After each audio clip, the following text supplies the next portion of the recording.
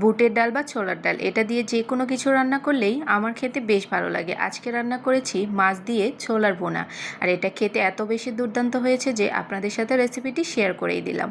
আর এই ছোলার ডাল দিয়ে বড় মাছ রান্না করলে বেশ ভালো লাগে। তো এখানে আমি রুই মাছ নিয়েছি, মাছগুলোকে লবণ হলুদ মাখিয়ে নিয়েছি, আর সাথে নিয়েছি বুটের ডাল। আর ডালগুলোকে আমি প্রায় 8 ঘন্টার মতো ভিজিয়ে রেখেছিলাম, মানে সারা রাত ভিজিয়ে রেখেছিলাম। এখন ডালগুলো রান্না করতে খুব একটা বেশি সময় লাগবে না। আর আপনাদের হাতে যদি সময় খুবই কম থাকে তাহলে ডালগুলোকে একটু ফুটন্ত গরম পানিতে 10 মিনিটের মতো ভিজিয়ে রেখে দিলেও কিন্তু একই কাজ হবে। তো আমি প্যানের মধ্যে বেশ কিছুটা তেল দিয়ে নিয়েছি মাছ ভাজার জন্য। এখন মাছগুলোকে ছেড়ে দেব। আগে থেকেই আমি লবণ হলুদ মাখিয়ে রেখেছিলাম। এখন মাছগুলোকে ওলটপালট করে একটু ভেজে নেব। অনেকেই আছে ছোলার ডাল দিয়ে গরুর মাংস রান্না করে, সেটাও কিন্তু বেশ ভালো হয়। আজকে আমি মাছ দিয়ে ট্রাই করেছি, এটাও খেতে ভীষণ মজা হয়েছে।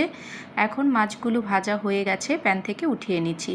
এই তেলের মধ্যেই এখন দিয়ে নিচ্ছি প্রায় 1 মুঠের মতো পেঁয়াজ কুচি।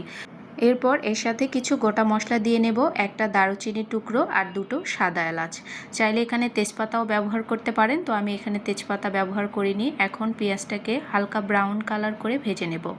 অনেক বেশি ব্রাউন করব না, একটু লাইট গোল্ডেন কালার হলেই এটার মধ্যে এখন আমি মশলাগুলো দিয়ে নেব। তো প্রথমেই দিয়ে নিচ্ছি স্বাদমতো লবণ, হলুদের গুঁড়ো, এরপর দিয়ে নেব লাল মরিচের গুঁড়ো।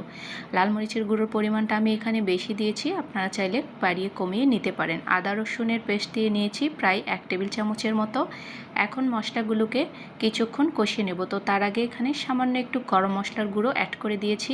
এরপর সামান্য একটু হালকা কুসুম গরম পানি অ্যাড করে দিচ্ছি যাতে মশলাগুলো পুড়ে না যায়। এখন মশলাগুলোকে কিছুক্ষণ কষিয়ে নেব। এখানে ফ্লেভারের জন্য 5-6টি কাঁচামরিচও ব্যবহার করেছি। এখন যতক্ষণ পানি না শুকিয়ে আসে ততক্ষণ পর্যন্ত মশলাটাকে কষিয়ে নিতে হবে। পানিটা যখন শুকিয়ে আসবে এই পর্যায়ে আমি এর মধ্যে দিয়ে নিচ্ছি ভিজিয়ে রাখা সেই বুটের ডাল। এখন ডালগুলো দিয়ে মশলার সাথে 1 থেকে 2 মিনিট নাড়াচাড়া করে নেব। যেহেতু ডালগুলো অনেকক্ষণ ভেজানো ছিল এজন্য এগুলো সেদ্ধ হতে খুব একটা বেশি সময় লাগবে না। এরপর এর মধ্যে আবারও কিছুটা পানি দিয়ে নিচ্ছি ডালগুলো সেদ্ধ করার জন্য, আর পানিটা অবশ্যই কুসুম গরম ব্যবহার করতে হবে। এরপর ঢাকনা দিয়ে নিচ্ছি 10 মিনিটের জন্য। তো 10 মিনিট বাদে ফিরে এসেছি। তো দেখুন ডালগুলো পুরোপুরি সেদ্ধ হয়ে গেছে। এই পর্যায়ে একটু নাড়াচাড়া করে এর মধ্যে ভেজে রাখা মাছের টুকরোগুলোকে দিয়ে নেব। আর এই রান্নাটা করতে খুব একটা বেশি সময় লাগে না, খেতেও বেশ দুর্দান্ত হয়। মাছগুলো দিয়ে কিছুক্ষণ কষিয়ে নিচ্ছি। এরপর ঝোলের জন্য আমি পানি ব্যবহার করছি। আপনারা কতটুকু ঝোল রাখতে চাচ্ছেন সেই অনুযায়ী এখানে পানি ব্যবহার করবেন।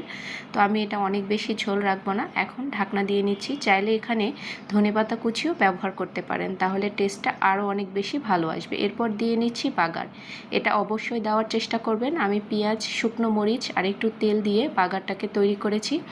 তো ব্যাস এটা হয়ে গেছে। এখন কিছুক্ষণ ঢাকনা দিয়ে রেখে দেব। এরপর নামিয়ে নিয়েছি। তো দেখুন একদমই দুর্দান্ত স্বাদের এই রেসিপিটি তৈরি হয়ে গেছে। অবশ্যই আপনারা বাসায় একবার হলেও ট্রাই করে দেখবেন, খেতে খুবই দুর্দান্ত হয়। রেসিপিটি ভালো লাগলে অবশ্যই শেয়ার করে দেবেন। এই পর্যন্তই, ভালো থাকবেন। আল্লাহ হাফেজ।